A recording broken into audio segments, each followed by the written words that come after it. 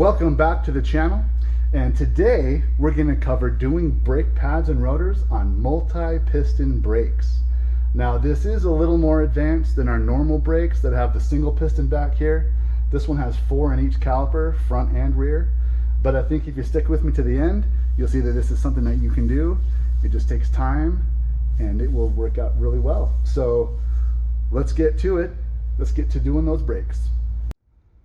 So today we are working on our 2006 S60R, and a while back we were doing some vehicle maintenance and check over for a pre-trip inspection, and what we found was our brake fluid level was low. I'm going to try and get this so we can see it, but you can see the level is way below that seam, and this seam is the full mark right here. The full mark's right here, so it's way down here. And we checked it over for any kind of leaks, and what we found was the front brake pads are very low, and which would explain why the fluid level is low. So we decided we're going to replace the front brake pads and rotors, which is what this video is all about. But before we do that, the first step normally would be to suck out enough fluid to make space in here, because when we compress the pistons, this is going to fill up. And if it was full already, fluid would come out through the cap and drip all over the floor, and it'd be pretty messy and gross. So normally what you would do is you'd clean this whole area off from any dirt and debris, crack the lid open, and you would suck out fluid. There's a little screen in here that with a little pocket screwdriver you can work out, and then you can suck fluid out. But now we're going to leave it just like that, and then at the end we're going to double check it, and if it's still low we'll top it up. But I'm predicting it's going to be just right by the time we're done. So let's move to the bottom of the car and I'll show you the calipers.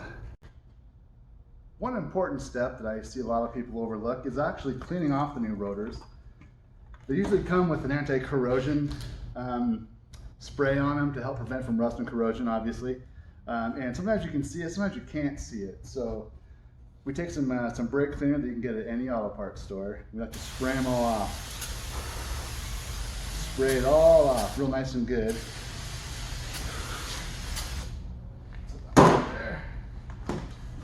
Not only will it get the anti-corrosion material off, but when you go and drive your car, the brakes won't smoke and you won't have people telling you, hey, your brakes are on fire, which is always good.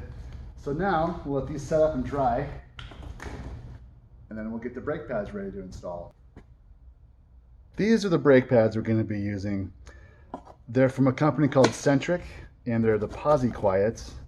I really like these pads. They're quiet, they stop really well, and the compound doesn't make your wheels dirty, so it's kind of the best of everything. But before we install them, it's really important that we use some caliper grease to lube up the backs of the pads and the sliding surfaces. So I'm going to go ahead and do that now. Get this stuff on this brush. The nice thing is the brush is in the bottle, connected to the lid, which is nice. Now there's 4 pistons in these brakes, so we're going to just kind of put some where the pistons are going to contact the back of the pad, and just brushing a light film on the side of the metal part of the pad, not the pad, but the backing. I filed it off a little bit to make it easier to see. We're just going to brush a little bit on there for better sliding, because it's part of the sliding surface. So we're going to do that to all these pads. Just a little bit here, just enough to help it slide in and out. But we don't want to get any on the brake pad. That can cause some problems down the road, from rotor warpage to noises to just all sorts of bad stuff. So be very careful with that. And you can get these brake pads are kind of specialty pads. I know Baxter's Auto Parts carries them, WorldPac carries them, IMC, but those are, you have to be in the industry to use those too. But I know for sure Baxter's has them. I'm not sure if Napa or other auto parts store, I'm pretty sure they can get them, but that's where we get them from. One more here. And some people like to file down the backing plate right here.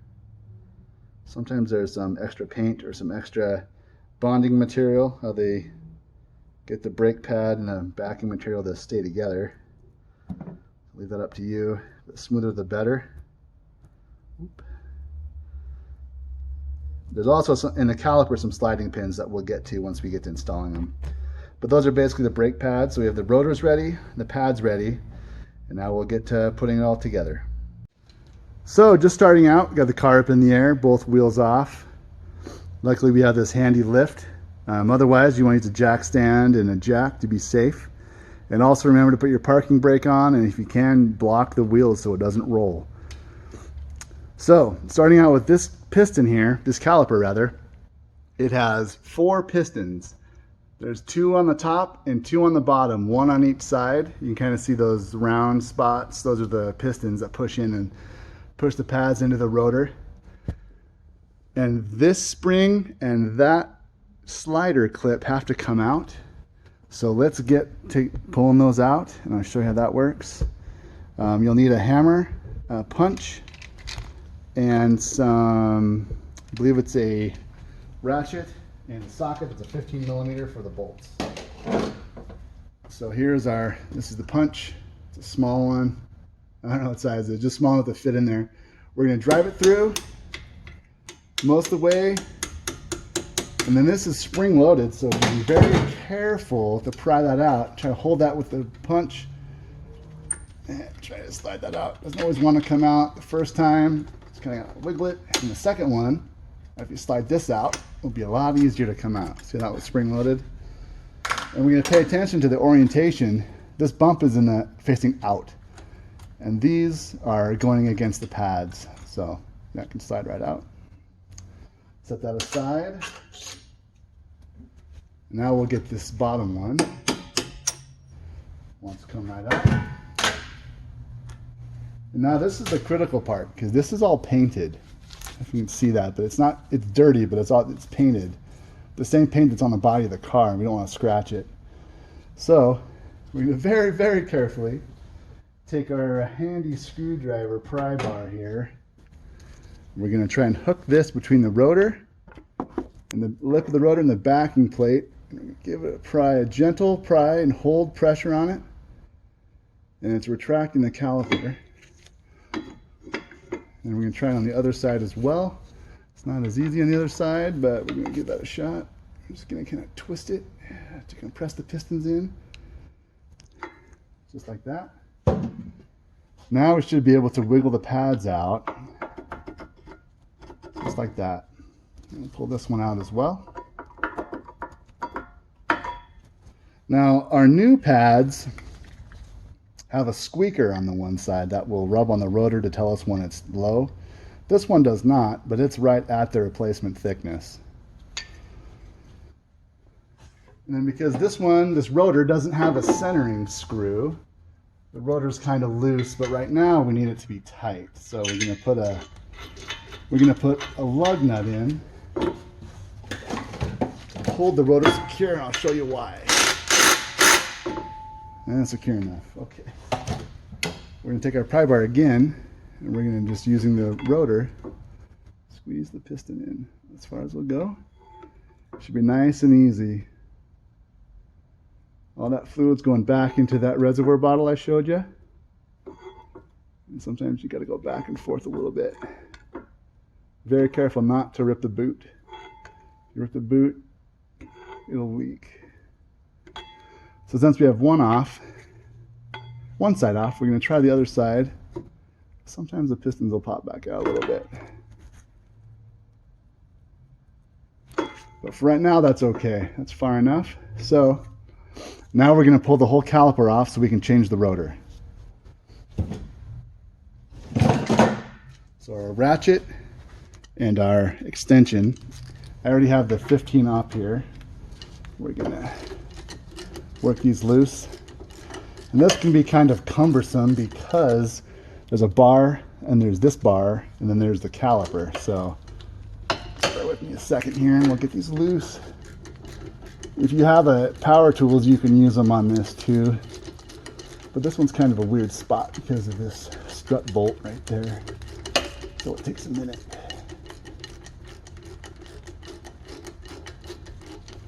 As soon as it's finger tight, we'll just pull it out with our fingers. Okay. set that aside. Same with this bottom one here. So you kind of hold it, and it's all going to kind of come out as one piece. It's kind of cumbersome here. If you're only doing pads, at this point you could put the pads back in, but we're doing both because these rotors are below the minimum thickness. And in my experience, if you only do pads, you'll make horrible noises. And you'll be right back here doing everything anyways. Okay, here we go. So keeping track of the order this comes off in, I'm going to leave the bolt and all of these brackets together so we know which way they came apart. Then we're going to very carefully move the caliper. Now this caliper is very light, so I'm okay with just letting it hang. If it was a heavier caliper, we would reinforce it with wire through here up into the spring or a bungee cord or something. That's okay. Now we're going to take our rotor, our lug nut back off.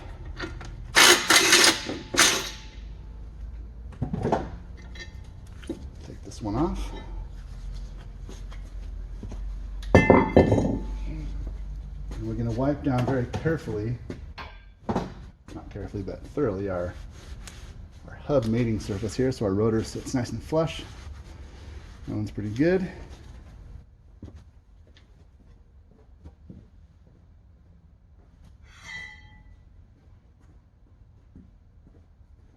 Now I'll grab our new rotor that we just cleaned up, ready to install. Set it on its hub right there. There's a lip that the rotor sits on, just beyond the lip that the wheel sits on. And we'll put this back in. Doesn't need to be super tight, but just on enough to hold the rotor from flying. And then now, it's a good idea to kind of wipe off our sliding surface. Caliper. So the caliper is going to go on this side, and the bolts go on the other side of those notching brackets. Set her in. The whole assembly we took off as one piece. We're going to put right here. Best to slide it through and get it started. This can be kind of a challenge, so just take your time with it, get a good feel for it. Oh, see, I even missed it. Look at that. There we go. Yeah, now it's definitely on now. Grab our other bolt. It didn't want to come out. Slide it through those holes. Usually you can wiggle it back and forth and find the threads.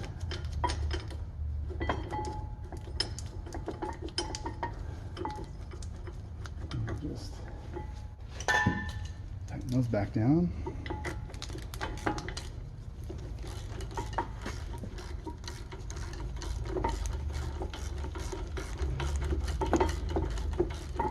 And we are going to do both sides.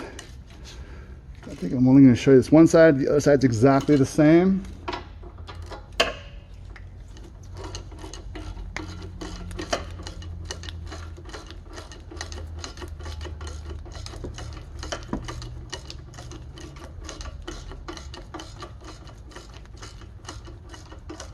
All right, so as soon as we get this tightened down, we're going to work the pistons one more time.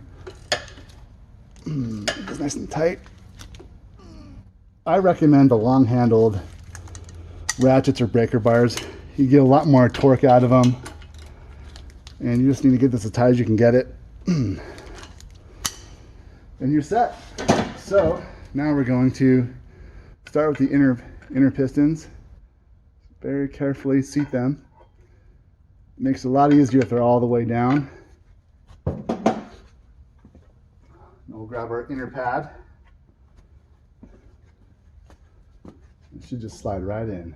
Oh yeah, just like that. Just like that. Now, we'll do the other side just to make sure that these are all the way seated as well. This way we're not touching the paint on the outside of the caliper. If it's your car, it's one thing, but if it's a customer car, that's a whole different story. A friend's car, amazed what people care about. Okay. Some issue there. There we go.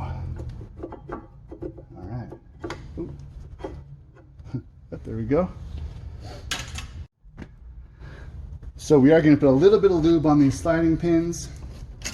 We're going to take some of our brake grease, just put a little tiny coat on there. We don't want to turn into a crap magnet, catch all the road debris. So we're going to take our spring orientation like this. Sometimes people will put it in here. Either way works, however you want to do it. So we're going to get that first one started like that. And we're going to do a little bit more on here. And you can actually take your time if you want to. Take some of that brake clean and spray all this down, but this usually gets a lot of the junk off it. So this is where it gets interesting, because you have to push the spring, start that, using the pin, kind of pushed all together, get it started and engaged in the hole the right way.